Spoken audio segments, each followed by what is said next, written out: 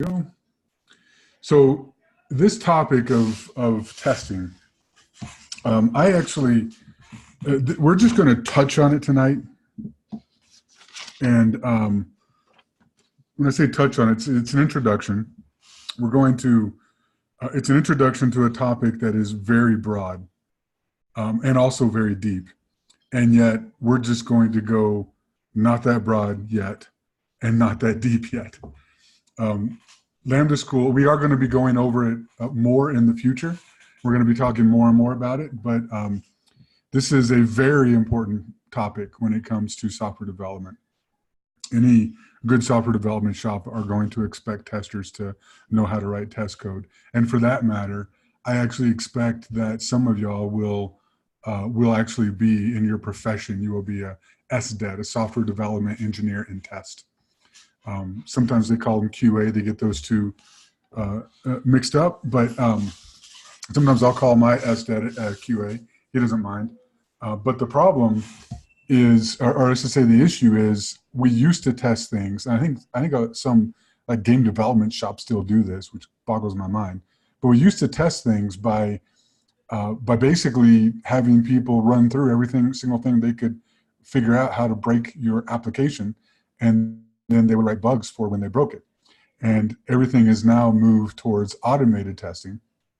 And it's moved towards an automated testing system where the people who are creating the tests, it's actually in conjunction with an SDET and the engineers. So you're going to be expected to write them. Your SDET is going to, if you have one, sometimes environments don't have them, but your SDET will then validate those tests and will also pass off whether or not it does what it's supposed to do. And in my case, the SDET on my team, I have some of the smartest front-end software developers on the planet on my team, and yet I still say my SDET is the most valuable member of the team. And that's not a joke. The guy is incredible at what he does. And a large part of that is he really owns the product, and nobody knows the product on my team as well as he does. And he's able to, I know full well that if Caleb tells me the product's ready to go, it's ready to go. And we even had a release last year, a large release that went out with 0 reported bugs. That's never happened in my career. And that's credit to Caleb. So, so to that, this is a very important topic. The interesting thing about testing to me is you may think that people who go to be SDETs sometimes think, well, maybe it's not going to be as creative as, say, a application developer, because application developers are creating the new things, and then the SDETs are taking those new things and figuring out how to test them. But it's not true. It is actually very creative, and it requires the same amount of learning, of consistent and constant learning as a regular software application engineer does. And what's happening right now in the world of automated testing is there are constant frameworks that are being reworked all the time. And there's several different ones that are competing with each other. And what we're going to touch on tonight, we are going to talk specifically about 2 testing frameworks, one for integration testing and then one for unit testing. So we are going to be talking about those, but we are also, it's also important to note that the experience you gain here is going to be transferable to other systems, because the idea that every place you go is going to be using the tools that you're going to be learning here, it's just not true. Like, for example, at my company, we don't use Jest, and we don't use React testing library, which is what we're going to be talking about tonight. My team has chosen to use Mocha, Puppeteer, and then we have a lot of legacy Selenium, which is because we have some legacy Ruby. And again, there needs to be some flexibility there, but the concepts are going to be the same. Whatever you learn here, the ideas, it may not be the exact same syntax, but it is going to be the same ideas. And all you have to do is say, oh, I've already got experience with that. How do you do X in this framework? And then your SDETs or your other developers will help you with that when you're on the job. Okay. So like I say, today I think is very important, and I think it's actually a lot of fun. I think I've in my career lately, I've been doing mostly DevOps stuff, but I still dive into the unit tests, and whenever there's an emergency application front end stuff thing to do, I usually get called in to help out with that as well. So there's a lot of flexibility in the kind of career that you have. So let's just go over the objectives as specified in the TK, and then I got some notices about the TK. So first, we're going to explain what automated testing is and its importance. We're going to use Jest to unit test. Then we're going to use React testing library to, so it says a popular library.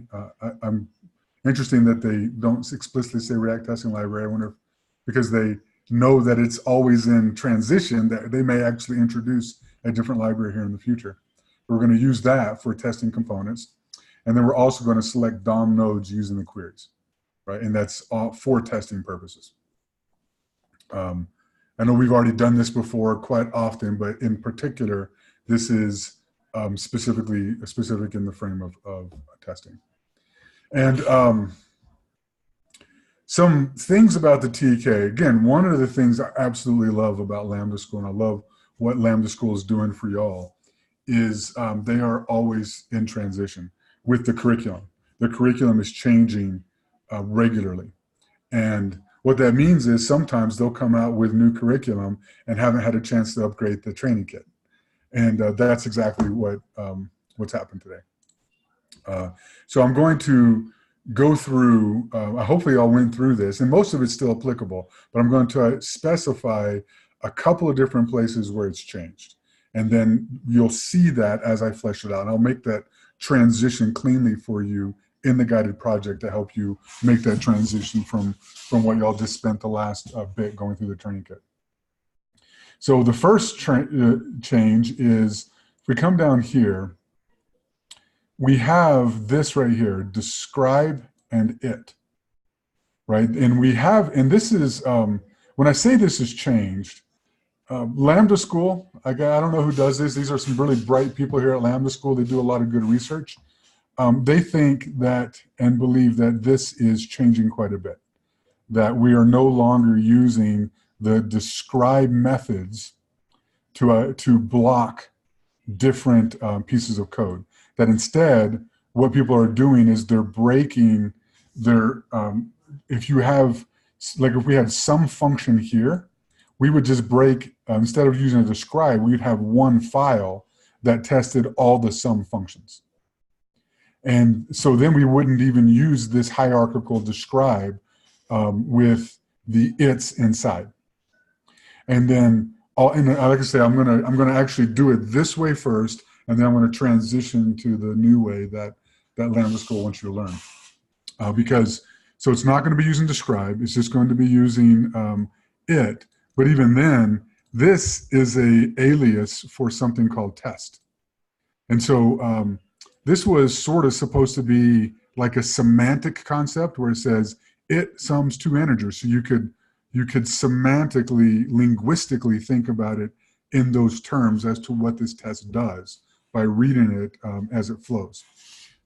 Lambda School, the powers that be have said and noticed that there's a lot of changes in people doing unit tests, that we don't group by describe anymore, and we just simply say test instead of it.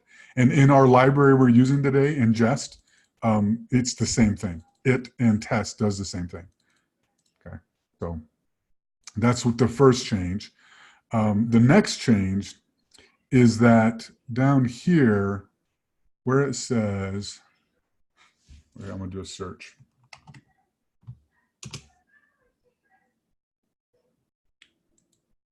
Okay.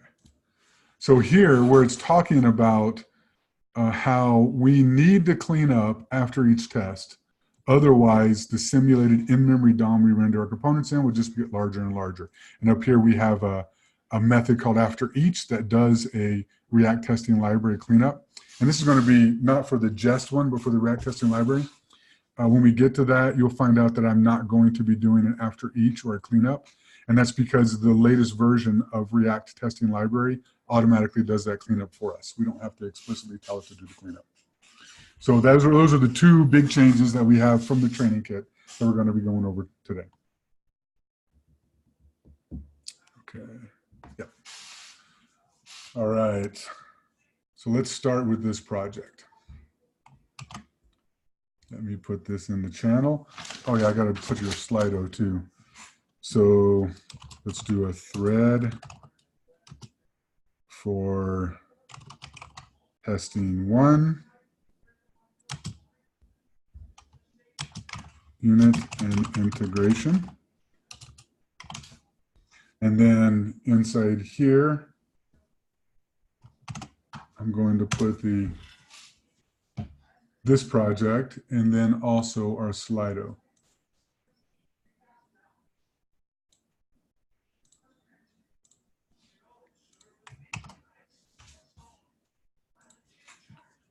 Okay, and just a reminder, any questions you may have that your classmates and your TLs can help you with, put it in the thread here because I won't be monitoring that in general. I'm going to stick with the same model that seems to be working better, where after or before each break, I'll be coming in and answering questions here from the material. Okay. So let's do the first one. Why do we automate our tests? Why is that important? Based on what y'all's reading, I would like y'all to respond inside the chat. What's the importance of automated testing?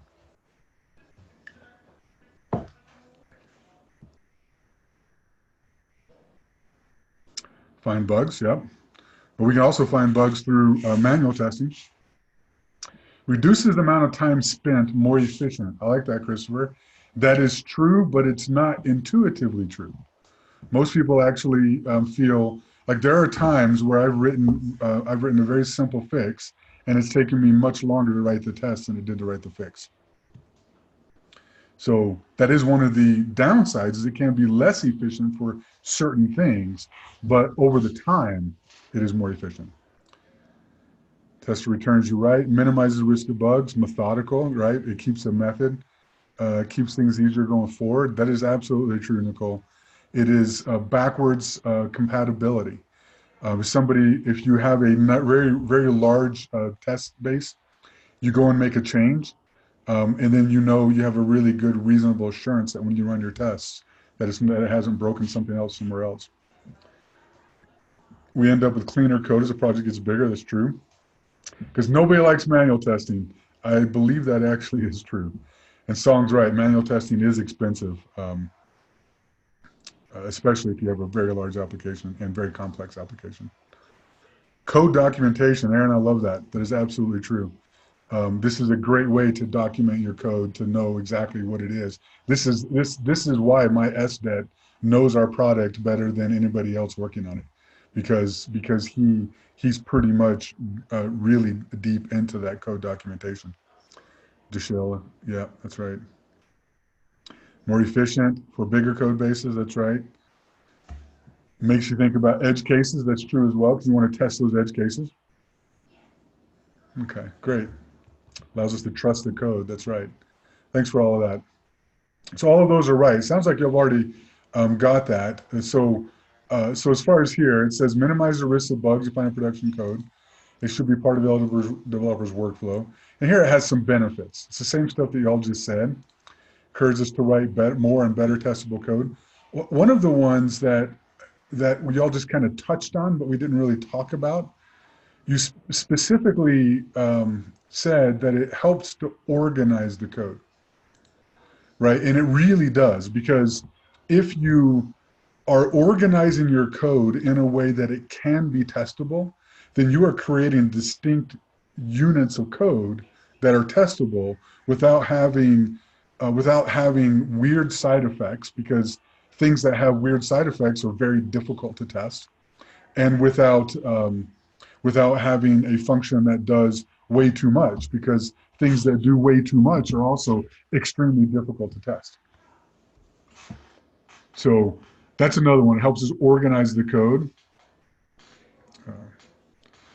And then not testing it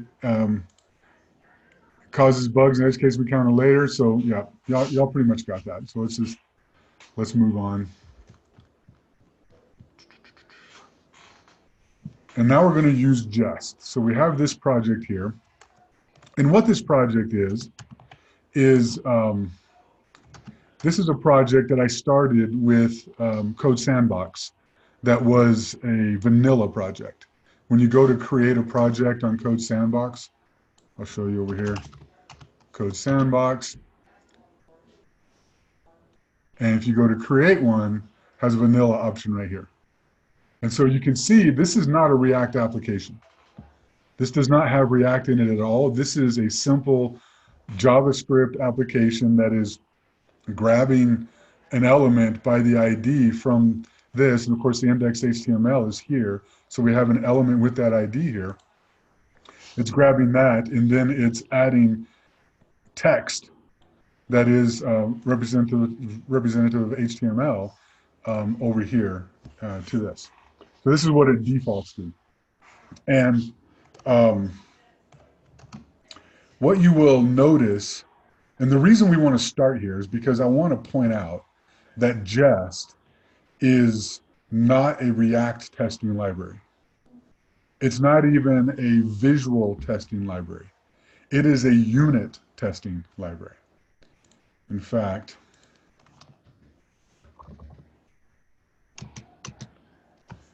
there are 3 different types of testing listed here. I actually say there are 4, and I'll tell you the 4th one after we go over these.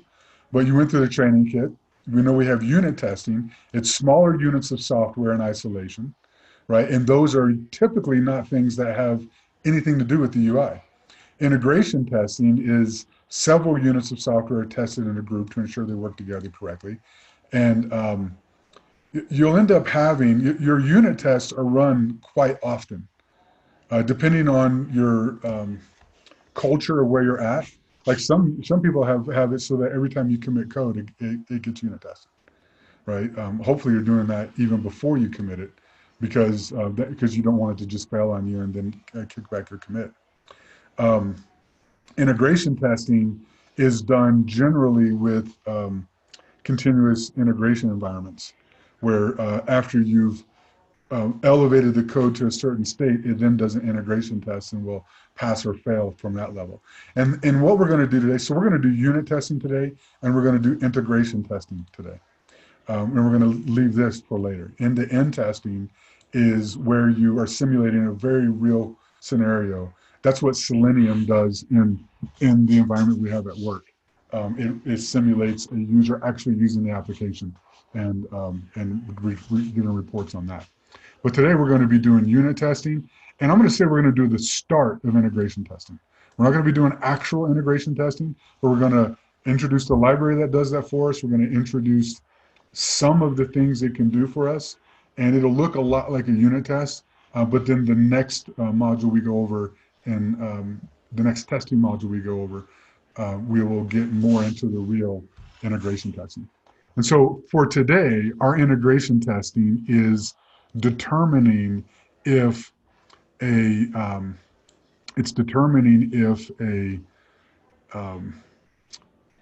code actually displays properly to the screen. That's really that's the integration test. So we're integrating our code with the browser. Here, we're just testing the code directly with unit testing. Okay, and then the fourth thing of testing is what happens up here before. I call it developer testing. You would be surprised at how many times a developer writes code and doesn't actually test to see if it does what it's supposed to do, and then passes it all off to somebody else or to the automated system. So always make sure that whatever you've written actually does what it's supposed to do. For that matter, you should be writing a test around it anyway. But yeah, so developer testing should at least You should have a way to test that. Okay.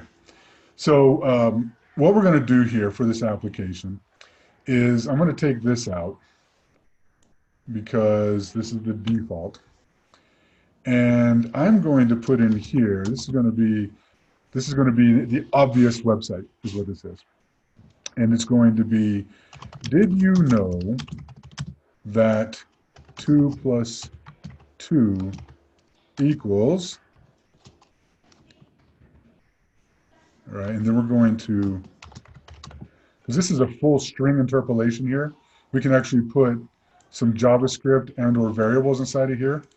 So let us create a function that will sum that for us. And we're going to sum a plus b, and then we're going to return back the results of a plus b. And then down here, we are just going to call sum 2, 2. All right. And now you can see this is our developer test. We just did a developer test because we created this. We are using the function here in line, and we can see over here, it looks right to us. It's doing 2 plus 2, which is great. Now, now we want to figure out how are we going to test this. So now we have this working function. We want to test it. What you're going to do, here, I'm going to put this in notes down here. You need to install Jest. So here's one of the things that's kind of different than what we've been dealing with so far. So far, we haven't done a whole lot of command line stuff. We started it at the very beginning of a long time ago when I first came with you guys. We started it there, a little bit of command line stuff, npm, create React install, or create React app. And so we've done a little bit of command line there, but unit tests are done on the command line usually. There may be some, they're not really running the application to see a unit test, okay? But actually, before I show us installing Jest, I'm going to say that without a framework, if we're going to test this out here, we got to do something like this. If sum 2 equal 4, then we're going to console log out. It works. Not very useful. And then down here we want to say an else console error. It doesn't work. Right? And so you can see over here on our console, oh, it's telling us it works. That's great. We can come over here and do let's see if it fails, do a 3. Oh, it doesn't work. Right, so that's good. What's the problem, right? Well, the problem is this, first of all, needlessly gums up your works, your code here. And this is kind of an ugly way. Imagine having these if statements all over the place. And for that matter, we don't know where it works. It doesn't tell us any of that. We'd have to start building up things like, well, let's identify where the line number is here, what function we're trying to test, what we're expecting, and what we got instead. All that kind of stuff are the things that frameworks bring for us. So this right here is a bad way to test code. And so we're going to use Jest instead. And the way that we do this, and you usually do it on the command line because normally this is something that you're not running your application to see. Like this test up here was something we had to run the application to see the results over here. But in this case, we want to run it from the command line as an npm command. And so we can install it. We want to install it into our dev dependencies. So we can do that with npm, or if you're using yarn, it is yarn add dev Jest. Okay. So if you did this on the command line inside your application, it would go out, npm or yarn would go out and grab Jest, and it would actually put it here in the dev dependencies right here. Okay. And instead of the dependencies. Now for this tool, Code Sandbox, I'm actually just going to put it up here. I'm going to cheat a little bit. I'm going to have it add it for me. And of course, it's recompiling over here. So it's working fine. And now we look here, it's put it in our dependencies. Let's just move this down. There's an easy way for me to find out what the latest version of Jest was. Okay. And what that means, these dev dependencies are things that only are run in development scenarios. So when you run a script for testing, it knows to only use the dev dependencies. You don't need Jest, because it's a testing framework. You don't need that in the dependencies for your application that gets sent to the end user's machine. So this is why, and if you have it up in dependencies, it'll actually work just fine. And that may be easier in some cases if this is a foreign concept to you, to just write it, put it over here in the dependencies and go with it. But if you run these commands here, it'll put it inside dev for us. Okay. And then the next thing we need to do is we need to, here in package JSON, if we run, and this is, I'm showing this for your application now, because the Code Sandbox actually does this for us, has a test runner that it already runs, but I'm doing this for you for your project that you might be interested in doing here. If you create a test script in your package JSON, you just want to pass it Jest. And so what that's going to do, sorry, that needs to be JSON. We just want to pass it Jest. So this is the script that gets run. And you can see when you install this dev dependency down here, Jest will then be a binary available in the NPM modules that it'll just run. And that's all we really need here is Jest. We don't need anything else. You can do like a watch all, I think.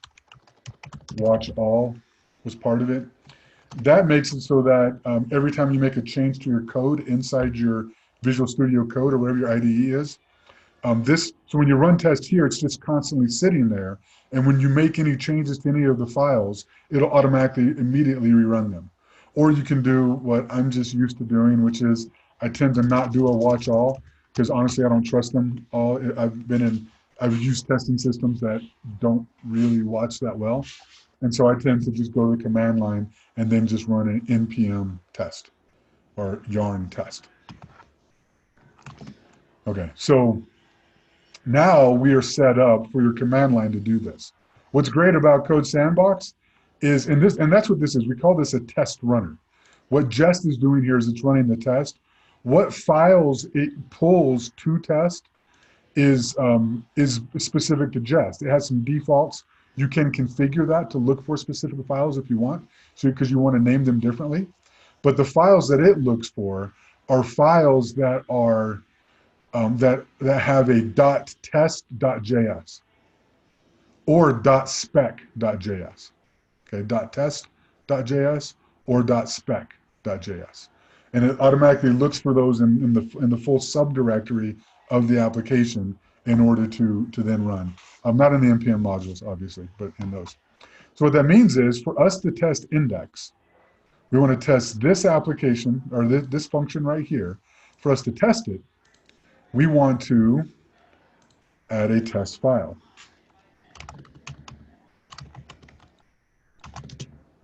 Now we have a test file, and it is going to run those over here. Now, I'm going to point out, so this is different testing frameworks in different languages will use different standards about what to name your tests. Sometimes you will see people doing a _ test directory with a bunch of tests inside of there that mirror the source directory here. In the training kit, it told you that the de facto standard is to put the tests along with your actual test modules and with the same name except it's with a test here. I like that. I think that's great, and there's nothing wrong with that. But be aware that it may not always look like this, because these kind of standards are changing all the time. And so you may see something like an _ test. What's important, the main important thing about why they want to name these things different and have a very specific name for them is they don't want to bundle these tests up with the application. So your packager here, your Babel packager, is going to ignore these kinds of files because it knows it doesn't need to send those down to your users of your site. Okay, so we have our index here and our test. And what we're going to do here is we need to import, let's see, I'll make sure I'm not getting ahead of myself. Here we go. Okay. Looks like I was getting a little ahead.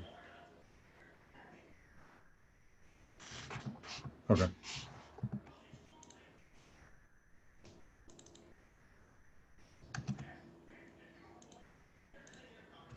Okay, so we're going to import, we need to import that sum from our index.js.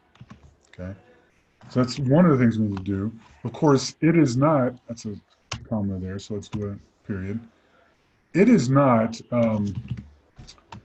this is not reading it in because we have not exported it here yet.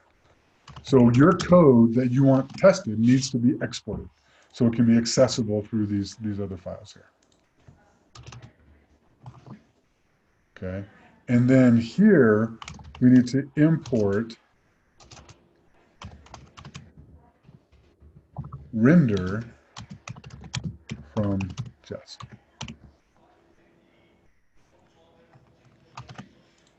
Okay. All right. I don't have a from in there. So import, there we go. And then down here, in our training kit, the way we had it defined is we did a describe. And that describe was, it says, some, I'm just going to put number functions here. And then inside of here, we're saying this semantic concept is, and remember that describe just takes it just takes a function. So it takes a name and a function. So the test library, the just test library will print out, hey, we're running this now, and this is what we're going to run. This is the function we're going to run for that. And then in here, it then calls it, and it also has a descriptor where it says add, it adds to numbers. And then again, it's another function that gets run. All right. And then what we have now, this is a test file. It should be running with our tests. But let us here just do a sum of 2 and 2. Okay.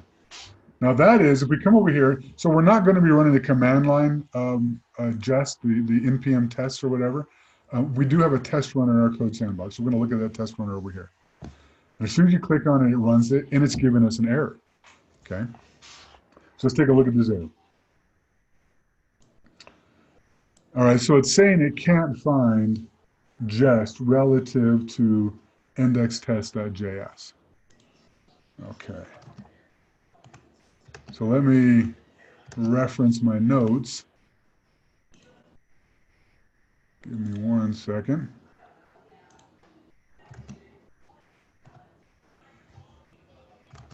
And that jest, the jest should be added as a dependency. I wonder if it's because we did put it in the dev. So I'm going to actually do this now and see if that actually fixes it for us. Okay. Okay, it's an error while evaluating the file. Sometimes this code sandbox, it does this kind of stuff. It doesn't. Okay. So what I'm going to do here is I am going to save that and just refresh.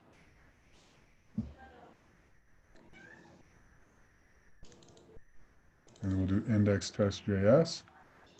We'll click on our test. It's running it. Okay. Well, this is giving us a different error than I was getting before. But the main point I wanted to draw here, the other error was actually kind of obvious. I'm not sure why it's giving us this error right now, but the other error tells us, it basically says that, I'm sorry, I don't need this at all. I'm getting caught up inside my Create React app. All right. Anyway, this should be working fine now. Okay, yeah, here we go. Here's our error message. So I didn't need that import from render. Render is going to be for our integration tests. All right, so here we have inner HTML. That's our error message. So what it's telling us here is it's telling us that we cannot set the property of inner HTML to null. Now, if you remember, inner HTML is here. So it's basically telling us that this is null. The reason this is null is because our test environment over here, it's not rendering this page. It is running just standard straight JavaScript. It's not running it in a way to actually do web development. It is running just the test. And so what this is telling us right here, this is telling us that we should take this inner we're not trying to render this, since this is a unit test and not a integration test. We don't want to have to render this. So this is telling us we probably have this coupled a little too closely. We want to actually break this out into its own file. And so I'm going to come up here and I'm going to say helpers.js. We're going to refactor this to take this code and put it inside helpers.js. And then here we are going to import some from helpers. All right, so we're importing some from helpers, and it's using that. If we come over here and look at the browser, it looks like it's still using that. So then over here in our test, we now need to import some from helpers. Okay, now we can see it's passing. And again, what we did there is we separated out the actual JavaScript functions that we want to use. In this case, we separated them out from this because our jest library was not going to render this for us, and we weren't going to have an app. It's not actually calling in index.html or any of that. Our jest library is really there just for the JavaScript functions, and that's it, not for the web functions.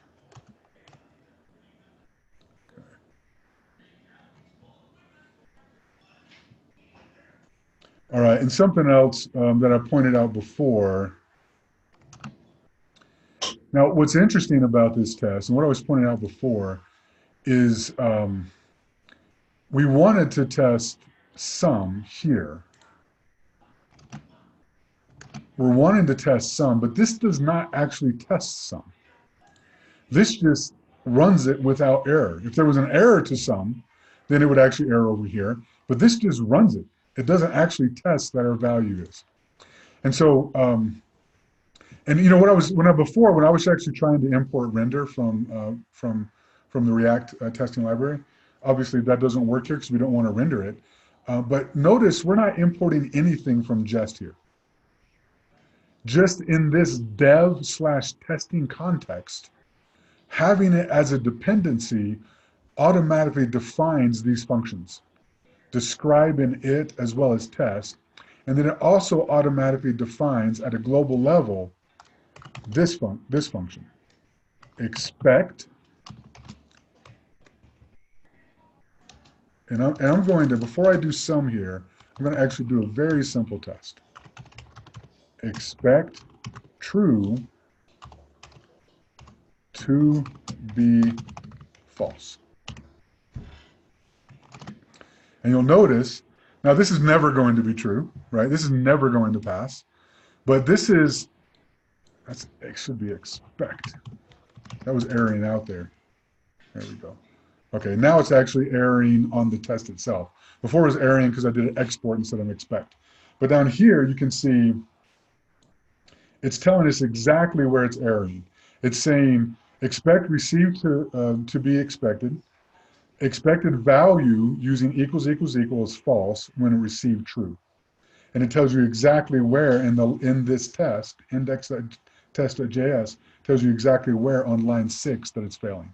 So you can go straight to this and start to understand why it's failing. So I wanted to show you that. And this expect is how we start all of our jest tests.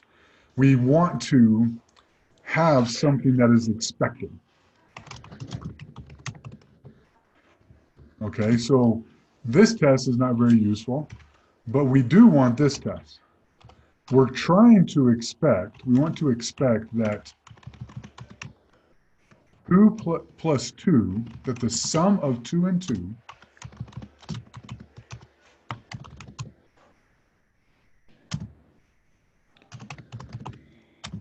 is 4. And then down here, we would do an expected to be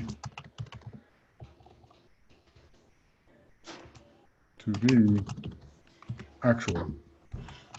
And in this case, it passes. So we're saying that this result, 2 plus 2, is indeed equal to 4. Okay. Now understand this 2b right here.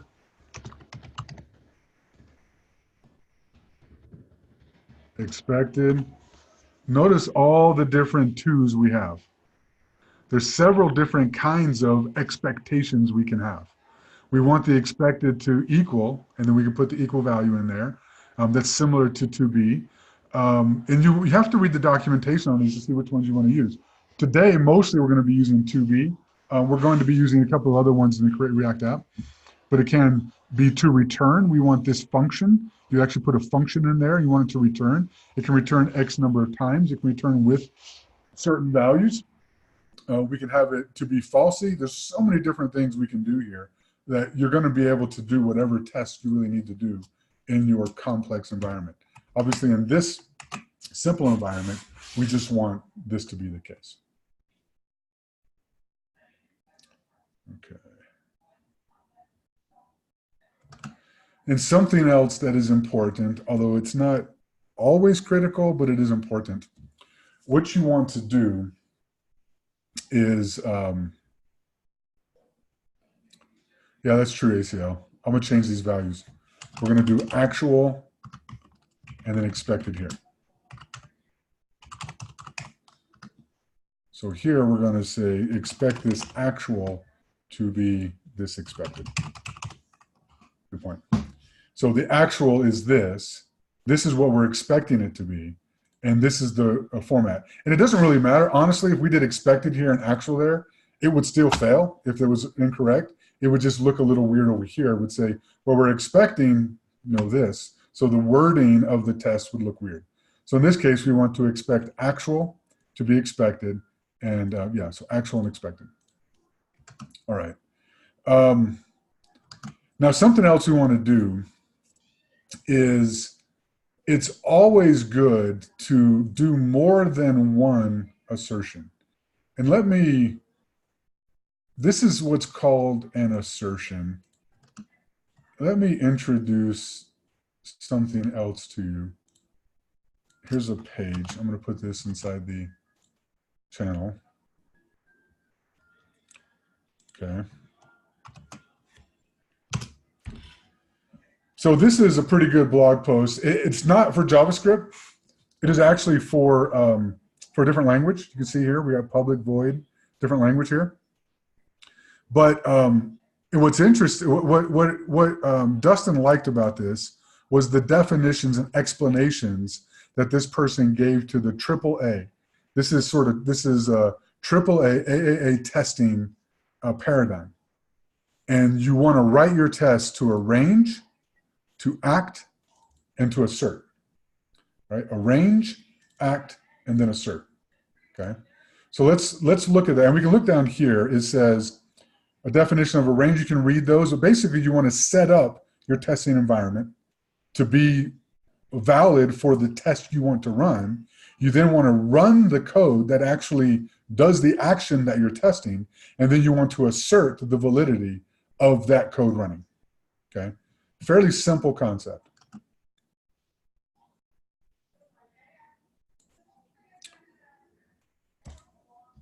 Okay, and so that is down here, arrange, act, and assert. So let me put that here in, so let's sum this up here.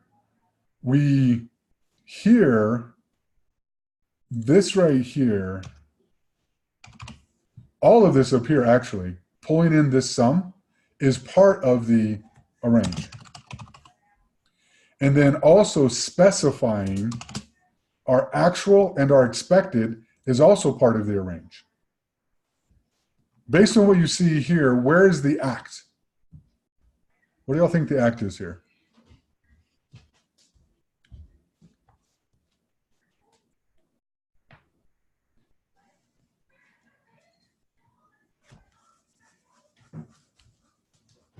And you know what you're doing? Well, where's the action? Where's the code, right? So you say it's at line 9. Line 9 is actually, if we come down here, this is our assertion, right? It's kind of hidden.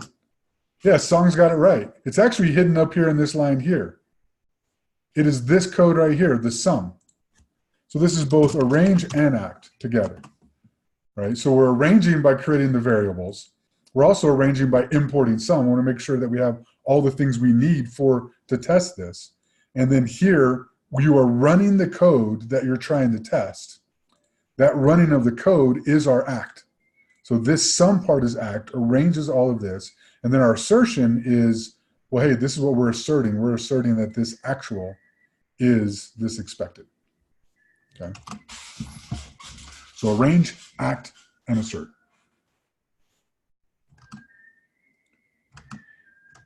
Now, what's also interesting here, I'm gonna show you. I'm gonna do it this way. I'm gonna show you this.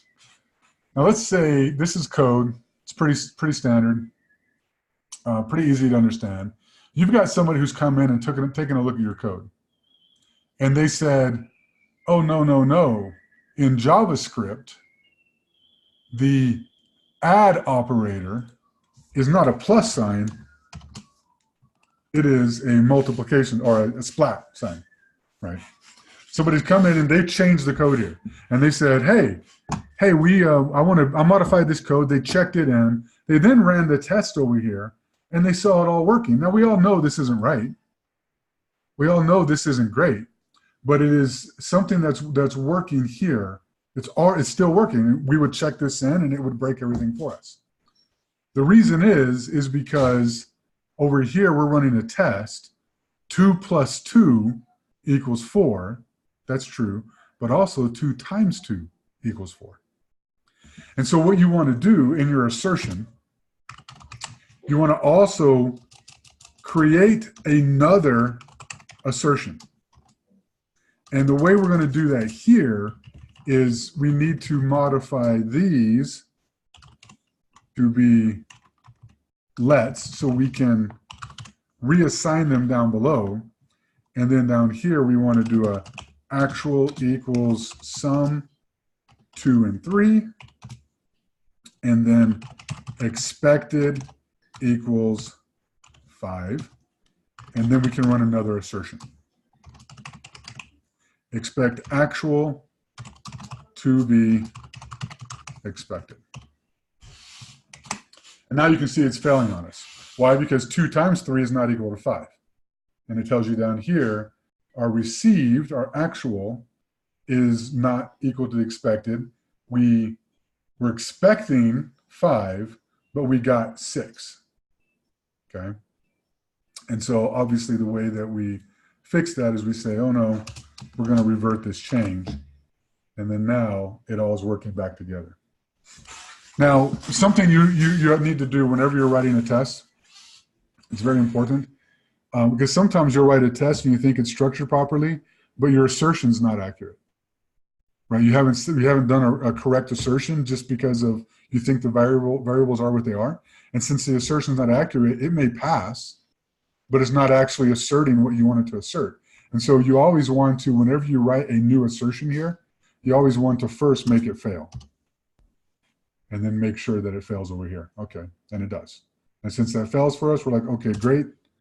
Now let's go back to what actually passes. So every test, every assertion that you run, you want to do that. And again, what we have here is we have a little bit more arrange as well as an act. And then we have another assert. I'm going to take that out so they're grouped properly. So we have this grouped and that grouped. Okay. So adds to numbers. All right. So now I want to rearrange this.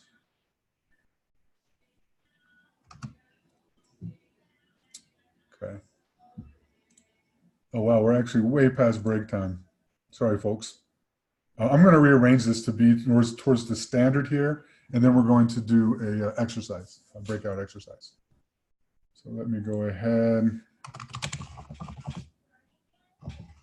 We need a 5-minute break. That's one of the feedbacks I get all the time is we might actually need more breaks. So apologize for those who were waiting for that. We'll be back in 5 minutes.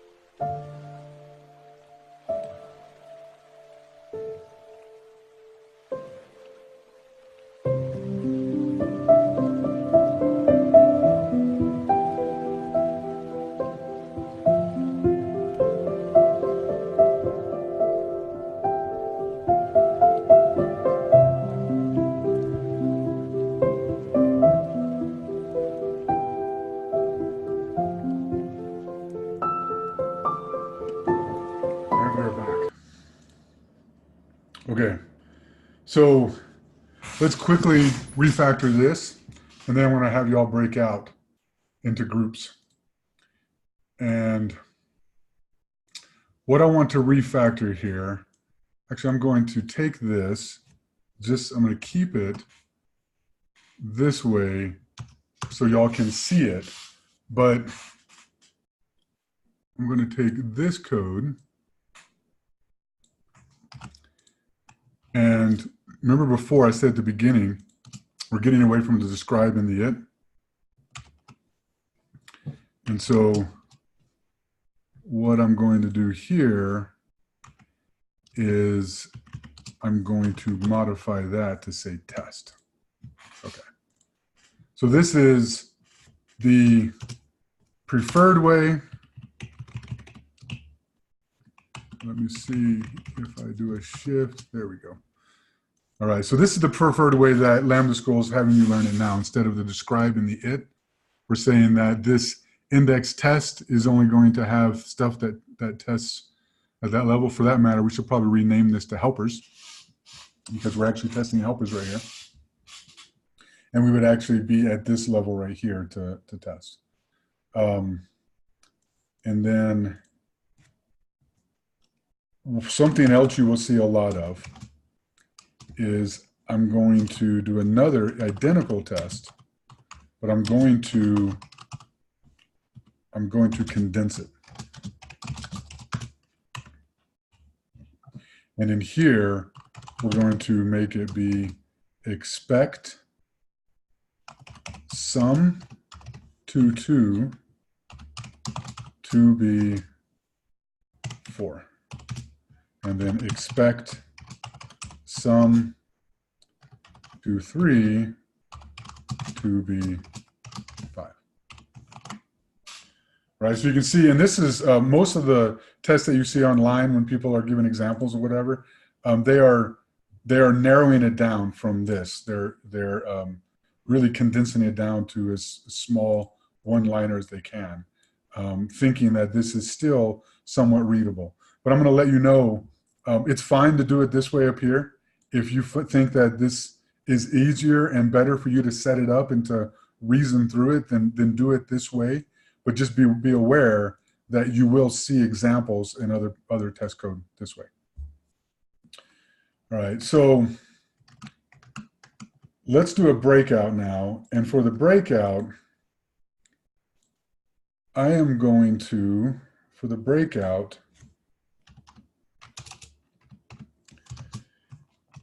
this is what I want y'all to do. And y'all can do this individually if you want, I guess. I think Sasha is going to actually break y'all out into groups. But I'm going to give you 10 minutes to work on this. And the first thing I want you to do is, take the sandbox that we just had, or you could create your own. It's up to you. But if you take the sandbox we have, it already has the jest in there. And we want to write a test, write and test a subtraction function and a multiplication function, and then also write a function that reverses a string, and then write a unit test for that function. So I want you to write both of those and to test both of those. So I should go ahead and start breaking them out in groups, and I will put the timer up for 10 minutes.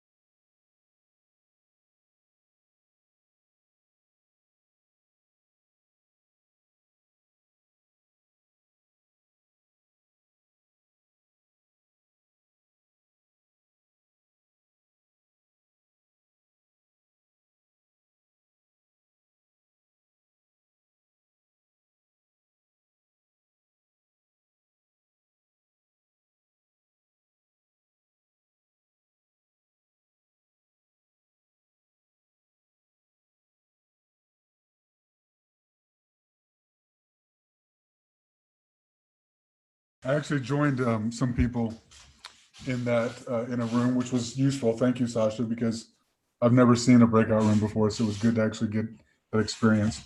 And we'll get smoother at that. I want to do more and more of those because I think actually helping people, grouping together can be very useful on something like that, especially for people who need it. We'll figure out how to make that a bit smoother as well. So just real quick, you know what? I think maybe at the end of today's lesson, I'll do a survey to see how we like the breakout sessions or if we need to improve them. In the meantime, let me go ahead and I'm just going to show just one. I'm not going to do all of them just yet. Maybe at the end of the day, if you ask, we'll do more. But obviously, I think that we'll do multiply. I'm sorry, Brian. Did you want me to end the breakout rooms now? Oh yes, sorry. Okay. Just give it a minute. That's great if you could do that. That's wonderful. Yep. It just takes 60 seconds after I press the button, then it like will close them down after 60 seconds. Oh, great. But it gives them a warning when you press it, saying, hey, you've only got that. Yeah, it gives them a warning saying you have 60 seconds before it closes. Wonderful. Okay. Yeah. Thank you for that. I mean, I know we're all a little bit new to this, but I think it's a tool that would be very useful for us in the we do part of the learning process that we're doing here. Okay. So, all right. So Edward is asking if we can do reverse. I'm going to do a very simple reverse then. And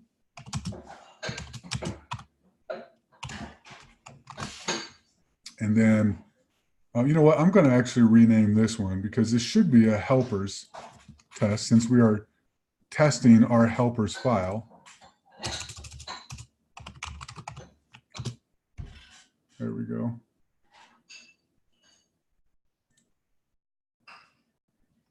Okay, it's saying it hasn't been transpiled yet, which is true. So we are going to need to display it. And then I guess I'm going to need to reload. When you rename files like that, it does that kind of thing.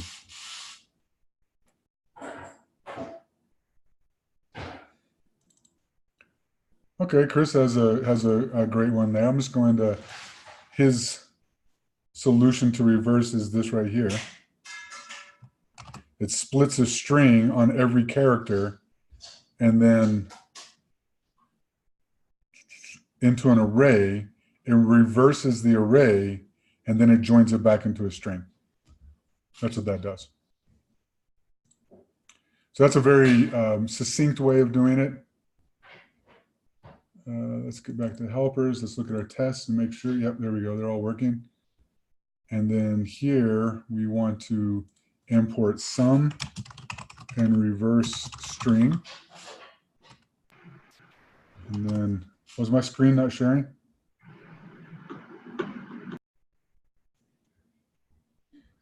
Okay. Let's come back here. Share screen. Again, we're getting the handle of these breakouts. Okay, great. Apologize for that.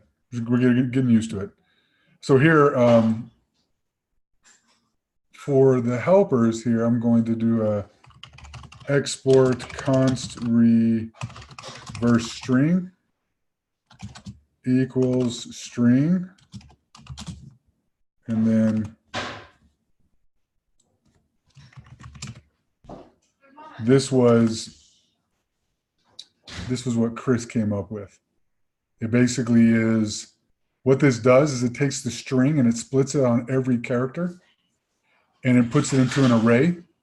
And then we reverse that array. There's a reverse function on arrays, reverse that array, and then we join every item on that array for every character back into a string. Okay. So that's what we did for the helpers here, our helpers test. Because we're now importing it here, we can do a simple test reverses a string. And we want to expect reverse string of cat,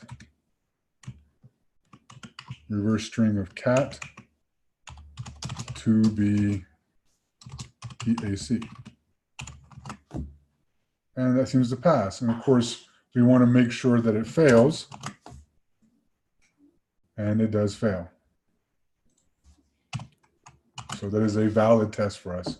And then of course, we wanted to do more than one. Dog to be lowercase god. There we go. All right. So that's that. Let me verify. Let's see if there's anything else I need to cover. Nope, we did the cleaner part. We broke it out. Okay, wonderful. All right, so now we're going to do a React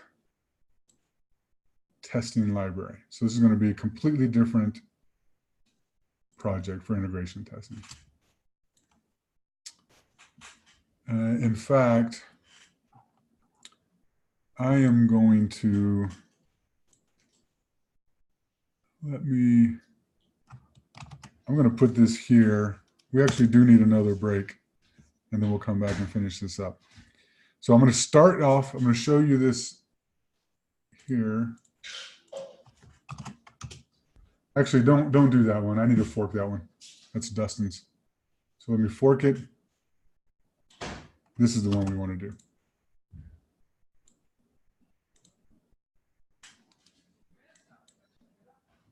I'm going to delete that message. This is the sandbox we want to use.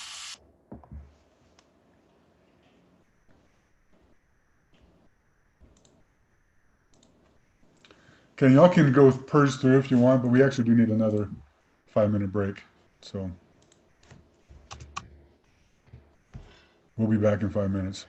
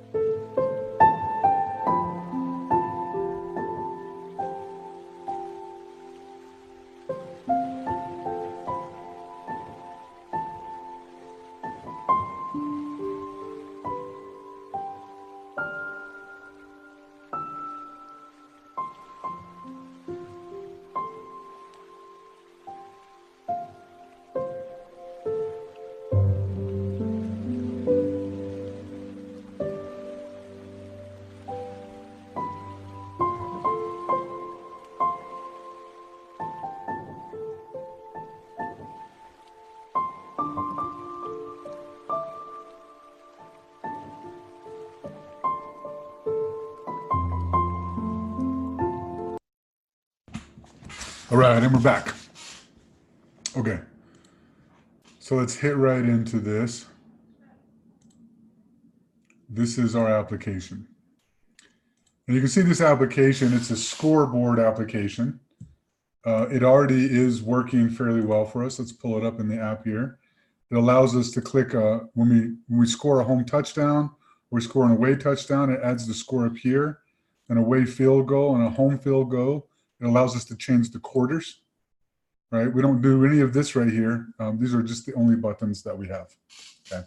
What we want to do is with a React testing library, we don't want to, actually, it looks like I have a couple of questions. Let me hit those first.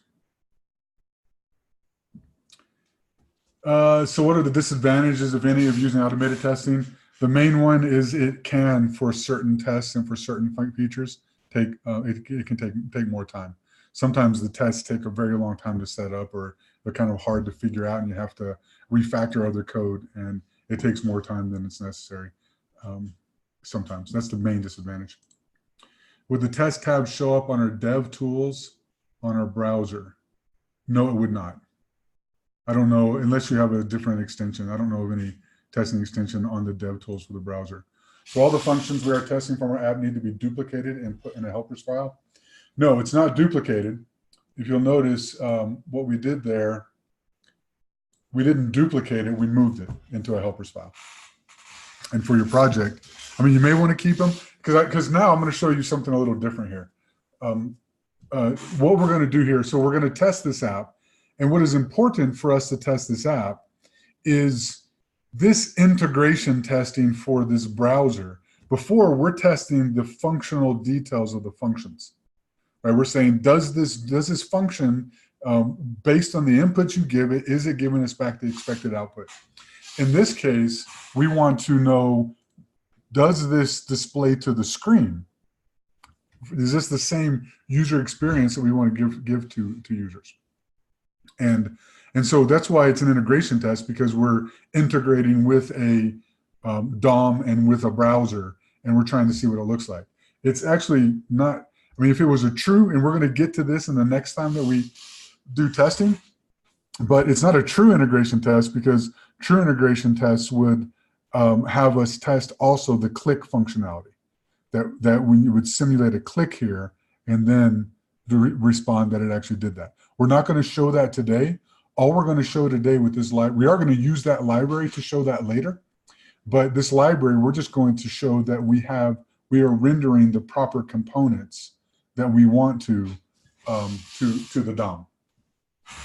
And the way we're going to do that is we are going to use a package. Now, what's interesting is this package, it is, it's called Testing Library React.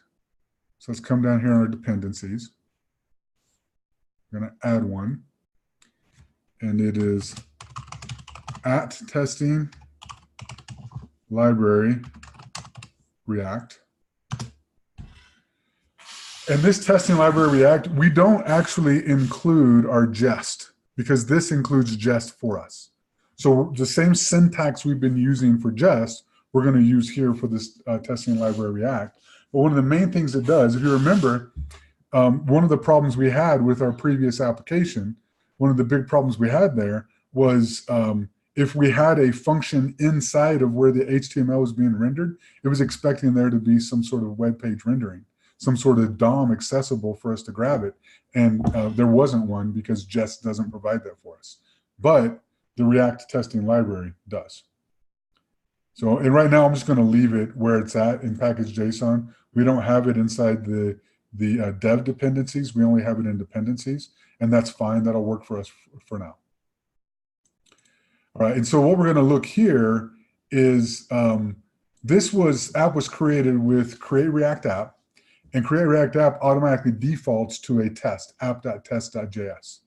And that app.test.js, it just wants to know that it's rendering without crashing, right? So what we're going to do, though, we're not going to do anything. We're going to first remove this, because it is telling us that it's rendering without crashing, but I don't want to use the React DOM for that. I want to use the React testing library for that because it'll give us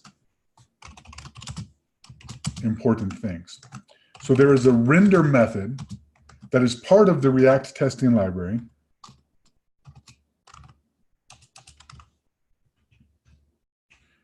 There's a render here that's part of the testing library.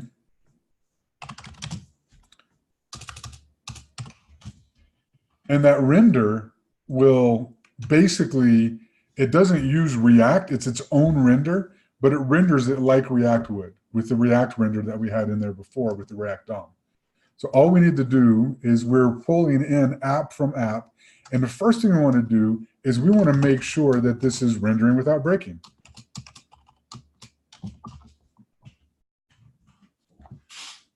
And this should do this for us, because if this is broken, if this rendering is going to error out because it's not a valid JSX, maybe the JSX is broken here or whatever. If this is not rendering, then it would actually error on us. So let's look at our test runner. It's looking fine here. Now, obviously, because we're not expecting anything here. Since we're not expecting anything, we can't really do a false test on this, right? Maybe, I guess if we came over here, I don't know, let's do this. If we did that. Okay, so that does error on us. So it's not being transpiled yet. Well, the reason it's not being transpiled is because when it tried to recompile it, it wouldn't do that because it can't compile that broken. So there's other ways that it could break that would be transpiled that would actually show up here. But what we want to do right now is I am going to show you what this does. This does return back a container for us. And then now let's console log that container. Okay. And if we come down here, and we take a look, this right here is that container. And you can see it's got a bunch of stuff in here. It's got a bunch of methods. It's got a bunch of find, query, get methods, find by role, query by test ID, get all by alt text. And these are just different methods of, so this is a rendered application, and we can now grab different parts of that component. So it's a rendered component right here, this rendered component, and we can now grab different parts of this component through this container object by using these different methods, these different functions. And the one we're going to use, the main one, is we are going to, I'm going to actually change this now to tests because that's what we're going for now. Remember, we're not doing describes and we're not doing it. We're doing tests. And then this is, if we actually broke this up, this would be our range, right? That is our range. So we had one test that was renders without crashing that was doing the arrange for us. And it actually does the arrange and the act, because the act is coming from the render method itself. And then it's also doing the assert, all three of those, okay? Okay. But now we want to verify that some of those elements are there. If we come look over here, we want to verify that these elements, let's say lions and tigers, we want to test those to make sure that lions and tigers are there. Okay. So let's get rid of this. And what we can do is we can do a container dot get. Let's see, we want to do a get by text. And if we look over here, let's look and see what the lines, right here, it looks like it's all capitals. We can see that we have tigers and we have lions. The all capitals is happening through CSS. The actual element is that. So we have to look explicitly at that. You want to get lions by text. And this right here, so we're rendering it properly. We need to get the container. And now we are getting this. And I want to show you what happens. And these are, if we look at, let's see, let's take a look over here. Let's see.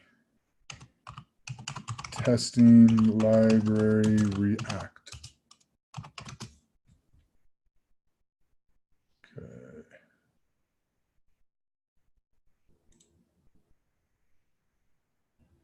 Okay. So this tells us, this is the introduction to it. And here is a cheat sheet. And this cheat sheet is pretty fantastic because it tells us the different methods that we have, and it tells you here what you can do with those, right? So in this case, the get by, if there is no match, it throws an error, which is great because it throws an exception because that's what we're trying to test. We're trying to see if lions is there. If we instead said lions like this, our test would actually fail because it's saying it's unable to find an element with text lions like that. And then of course we can also do a container get by text tigers.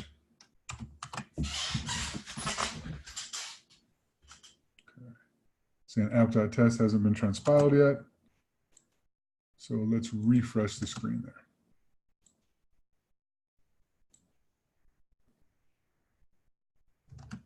Okay. And look at our tests. Okay, that is working fine. And again, just to verify, that is failing. Great. Okay, and if we break this out, this obviously is not all three. This is a range. And then this is both act and assert, because the assert here is happening by whether or not it finds the element. That's what's happening here. That's what's happening here with that assert. It's whether or not it finds the element. Okay. And so, in fact, let's just put this down here, and we will split it up this way and say, if this is truthy, then we're good. But it is happening in the same line. Okay. Now, something else you want to notice, you want to point out, is let's create, here we want to name this. We want to verify lions and tigers are present. And then let's also do a test to verify home touchdown is present.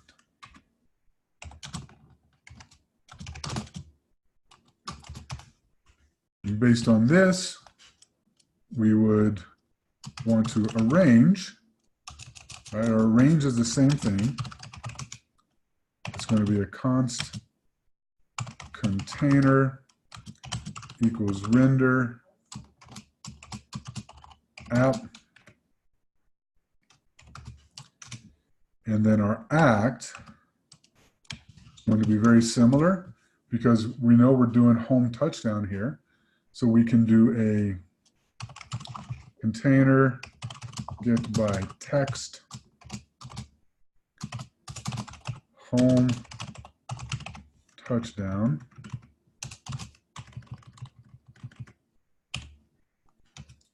And then it does the assert. And so if we look at our test, it's still doing that, and let's make sure it fails. It does fail, unable to find it. Now here's something else. Now this get by text actually looks for subtext as well. Okay. It actually looks for subtext. So one of the problems here is, let's say we wanted to look for touchdown, right? So if we did this, it is going to error on us because it's actually finding, it's unable to find the element with touchdown with that text. So we want to do a home touchdown. So this is looking for the exact text. We're looking for the exact text. So get by text looks for the exact text, unless you could do this. We could do a regex here. And if somebody, I mean, the big problem with doing exact text is somebody could come in with a design and say, well, we want this to be all uppercase. And they then just change it inside the app.js. They just change it to all uppercase down here for that button. And then now our tests fail, and yet it probably shouldn't. And so we can do a regex here. So we can do a regex of home touchdown and then case insensitive. And don't worry so much if you don't know regex that well. This right here, matches a subtext as well. This matches the subtext. And this I means it's case insensitive. So it's applying the text inside of there. And we can see now that it actually is passing. But watch what happens when I do that. This is now telling us that it's expecting all, it's returning more than one. The reason it's returning more than one is because it's looking for subtext of touchdown here and subtext for touchdown here, and it's returning both of those elements because that's what's in there. And so it's now telling us to use, as we saw over here, if we return for get by, if we return one, then it returns it. If we return more than one, then it throws it. And it doesn't await. And then if you wanted to return more than one, you wanted to do the get all. Okay. Query does not throw if it doesn't find a match. So these are all things that you'll just get more familiar with them as you use them. And you'll get more familiar with them then. Okay. So let's fix this one. We want to do a home touchdown. And this is kind of bugging me, so I'm going to fix that too.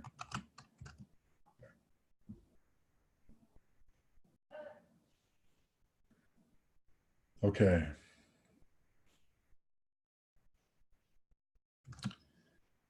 Let's say you're in a scenario where both buttons were actually named touchdown. And so we'd have to do a get by text this way. Let's assume that was the case, right? Just based on where it was, they just still wanted touchdown and they didn't want the away or home designation there. Well, this is not going to work for us. And we don't really want to do it all by, because then we have to do it all by and then 0 and hope that 0 is the first one that returned. One of the things, and you'll see this inside code quite frequently, is, and this is sort of a last resort, and that is, if we look over here, we can have so this is like a get find inquiry by label text, get find inquiry by placeholder, get find inquiry by text. So we can scroll down here and say, get find inquiry by test ID. Okay. And so how we're going to do that is we're going to add an element to our code. And so for our, let's take a look here. Let's see, that's line score. Where's our button? Here we go. Home button. Yeah, I think this is it.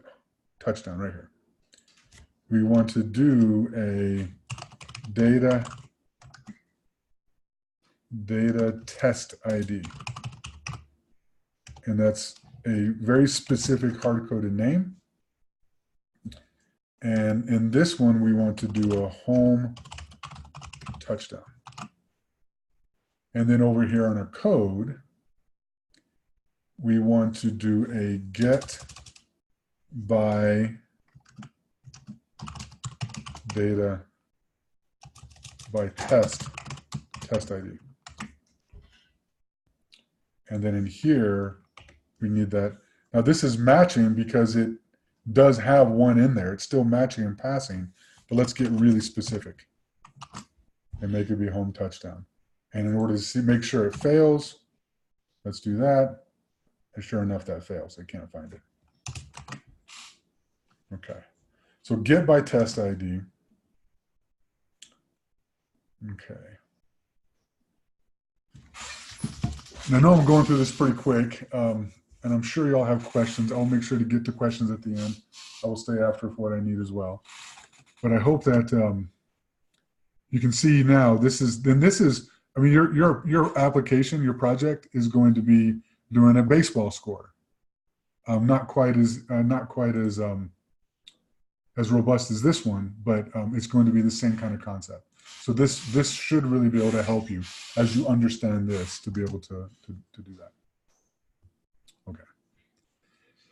Now, because Jest, which is a unit testing framework, because that is part of this framework of the React test library, because that's part of this, we can then do unit tests in here. Remember before when we tried to pull app in and we tried to test app, or it was index in the other one? When we tried to pull that in, it was erroring out because it wasn't rendering, wasn't able to render it, wasn't able to identify this. Well, our use of the React testing library makes it so that's not going to cause a problem as we import this and try to use it. So we're going to refactor this out. So let's come down here. And you can see that here we're setting the lion score to be lion score +7. But this is actually, we could break this out. We have another one down here +7. I would like us to do a set lion score to be sort of an add touchdown. And our add touchdown, we're just going to pass in our lion score. Because touchdowns, as far as we know, are always going to add 7. And so then up here in this rendered code, we can do a const add touchdown equals score. And then we're going to do score +7. Okay. And now that is, let's take a look at our browser and make sure that works. That's still working. And let's just add that down here as well. We're going to do a add touchdown, except tiger score now. Okay. Aaron, you're right. But we're not going to do after a point attempt, apparently, because that's too complex for what we're doing here. Aaron pointed out that touchdowns actually add 6. So, you know, it's funny, that did not occur to me as the multiple times I went through this whole application.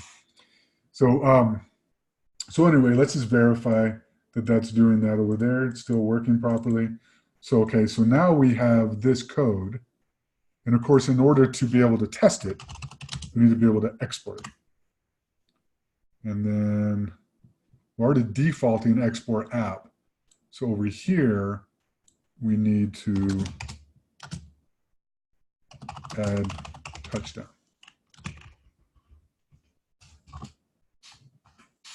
And then right up here, just like we were doing our Jest test before, we can just do a test, add touchdown, adds 7 points.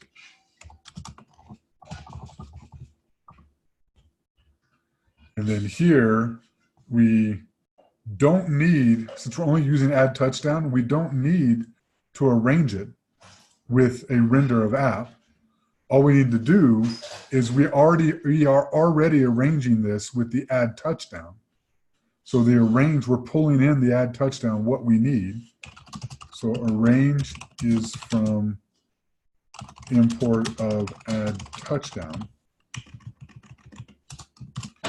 And our act is to actually use it. So, and I'm going to put this all together. We're going to do the, so the act would be to use this, so it would be add touchdown. And let's put 0 in there. And that we should expect add touchdown as we pass 0 into it to be 7. And so let's come over here, look at our tests. Those are running, and let's make it fail. All right, that's as it should be. And then of course, we want to add another assertion.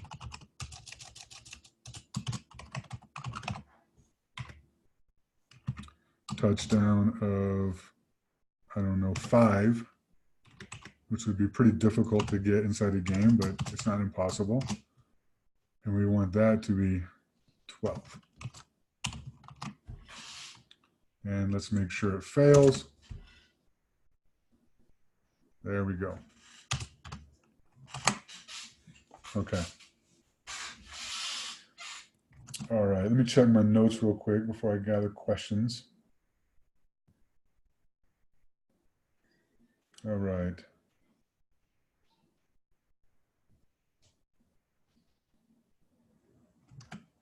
Okay, so obviously,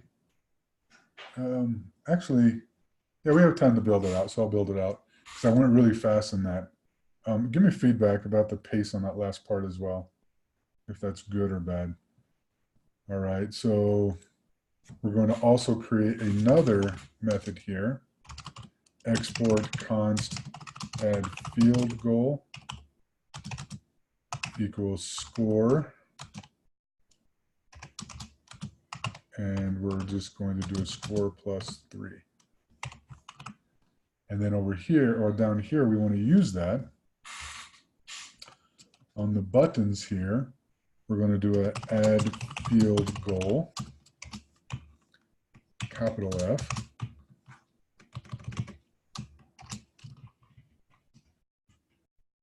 And then down here, add field goal.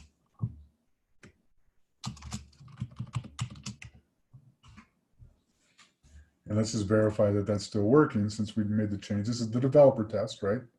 Developer test, home field goal, away field goal. Okay, that's great. So we just did the developer test, and now we need to put this over in here, add field goal. And then we want to test add field goal adds 3 points.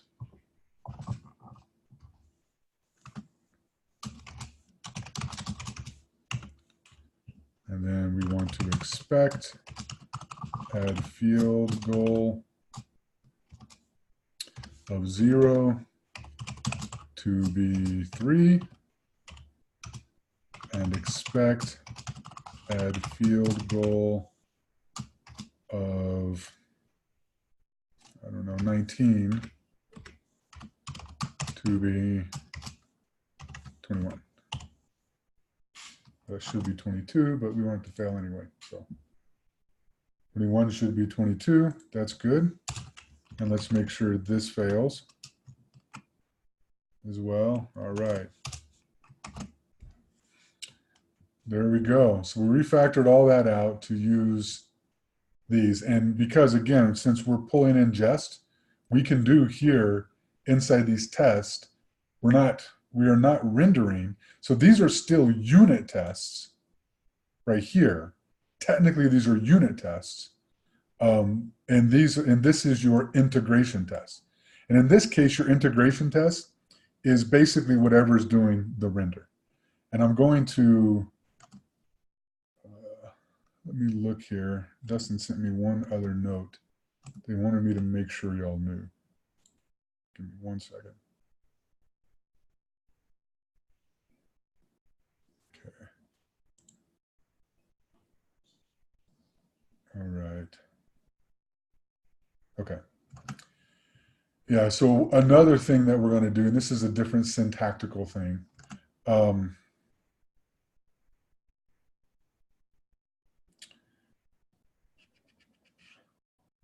Basically, when the project says to use an integration test, it is talking about a test that calls render and then validates the render. Okay, that's what he wants you to know. Even though it doesn't really feel like an integration test because we're not actually clicking on stuff or simulating clicks, we're just showing what's there. It's kind of in between because it's rendering to a page. It's kind of in between. But in today's project, and we're going to do real integration tests later. And then he also wanted me to show you this syntax as well. Notice we don't really need container here. I'm going to clean all this up. Well, actually, we didn't need a console log either, so I'm taking that out. You really don't want console logs inside your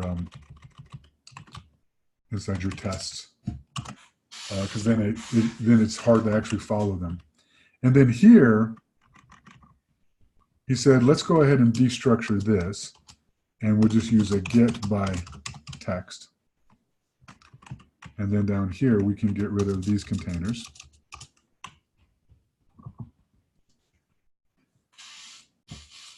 And then this one would be a similar thing, except we're going to destructure get by test ID.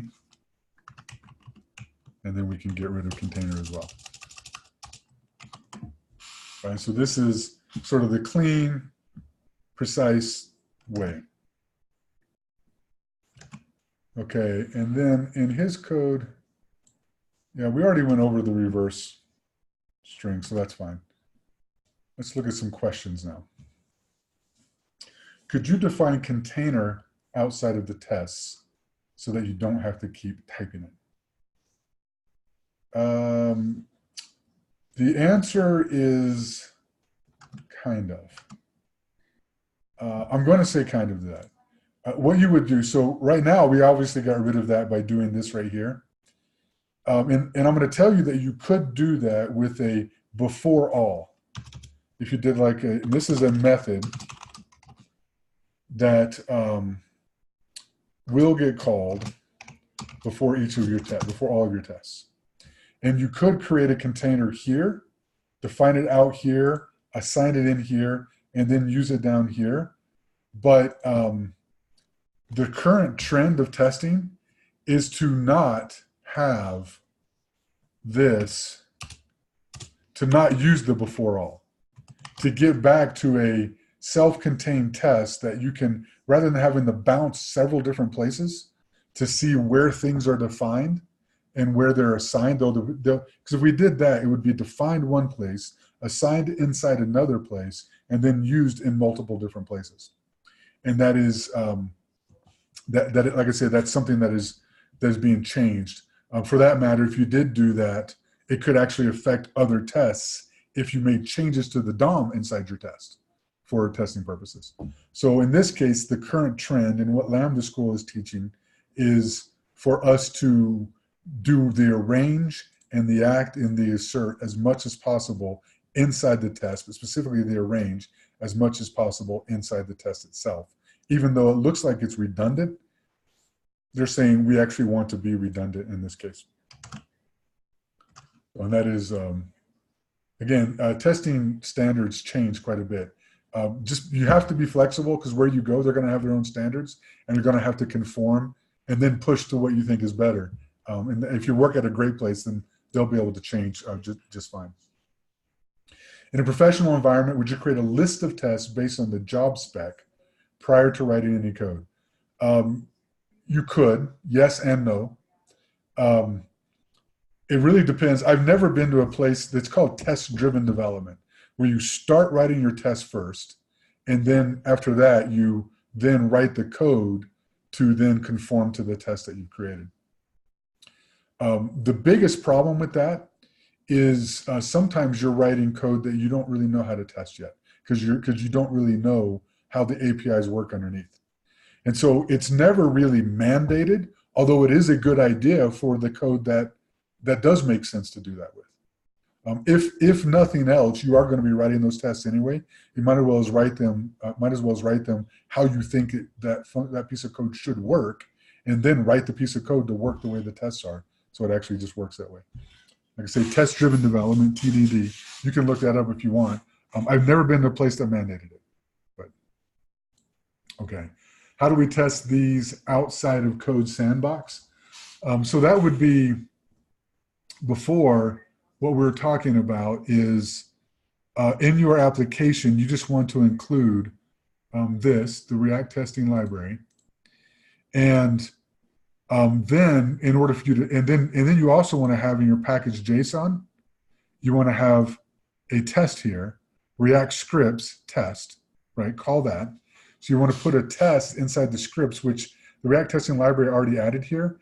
So then you can just do an npm test or a yarn test, run this script through npm on the command line, and it'll then show you these results out here. Not exactly in this way, but very similar to this. So this is basically a test runner, just like this is a test runner. So npm test, npm run test, yarn, I think it's yarn test or maybe yarn run test, however you execute a script inside yarn. Okay, not understanding how expected add touchdown is to be 7. How is that equal to each other? Because what we're doing here, let's come back and look at our application. The add touchdown is a function that takes a score, it takes a value, and it adds 7 to it. So over here, as we call that function, as we call it, we're saying we want to call add touchdown with 0, right? So score would be 0. And then that adds 7 to it and returns back the value. So it adds 7 to it. So what this returns is 7, and we expect that to be 7. And the same thing with add touchdown here as well. 5 is going to add 7 because we're actually testing what this function does. Okay. I know I actually expected there to be more questions. I know we're a little over time, but if you have any more questions, ask them. Let's look here. Testing is indeed vital to developer life. You do catch bugs quicker. You may think it's a pain to set up to begin with, but it will save you quite a bit. What test do you need to write for your project tomorrow? It doesn't specify. I would say, Micah, no, there's no need for helpers.js. You can arrange the code however you want to arrange it. I would say that you want to probably mimic what we have here as close as possible. So you build your application and app here, maybe with some sub components if you want to build those as well. And then you want to test it with an app.test.js very much in this fashion. This is how you're going to set that up inside your code. And then you're going to renders without crashing, start with that one, and then verify. The tests you want to do are these verification tests. We're not interested at this stage. We're not trying to do click tests. We only want to identify that something is on the page, and then maybe identify this right here based on the actual unit tests as you separate out that code to add. And let's look at that project really quick.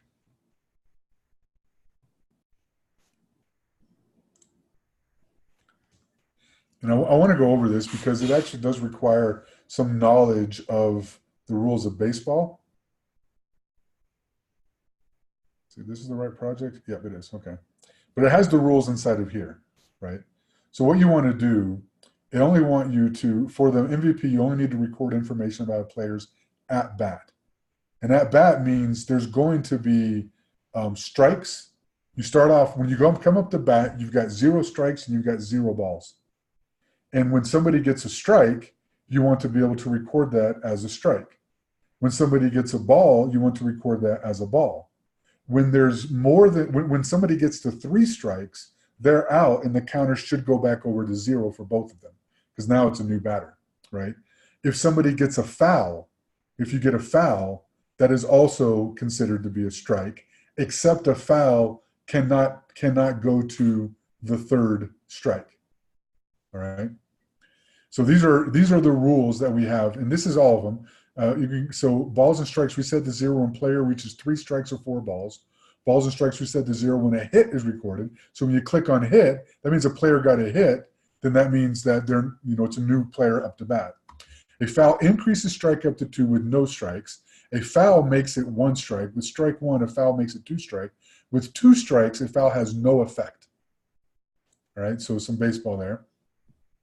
And then what you want to display is the count of balls and strikes for the at-bat. And then it should be updated when the user records activity on the dashboard. And the dashboard is going to have you're going to have 4 buttons, a strike button, a ball button, a foul button, and a hit button. All right. And this is actually a good little project outside of the testing concept. I mean, what's going to make you invaluable to future employers is your experience writing code. And that's one of the things I saw about Lambda School. You guys are writing more code than most people are writing doing a computer science degree. And that's what this is. This project is going to be very useful for you to get familiar with React itself, or to get more familiar with React and get comfortable with it. But then also you're going to be adding the tests. And the tests are going to be just verify that you have these elements on there. Right. All right. And changes should, okay, yeah. So forth and so on.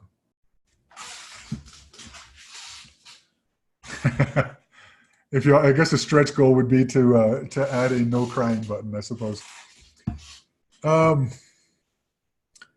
Before, y'all can go. Anybody wants to go now? I actually just want to talk because I see Sophia saying she's screwed. I'm curious. Can you expound on that? Is there anything else I can help? I want to know. Is there something I can help with that? Besides doing it, I'm not going to do it for you. I am going to do it, but I'm not going to do it for you. Oh, okay. Okay, yeah. So that's great. Hopefully I explained baseball well enough. I think baseball, those rules of an at-bat are actually easier than the rules of testing that we're doing here. Hopefully I explained that well enough, but if not, they are listed there pretty comfortably right here. These are the rules right here. So just follow that logic and you should be fine.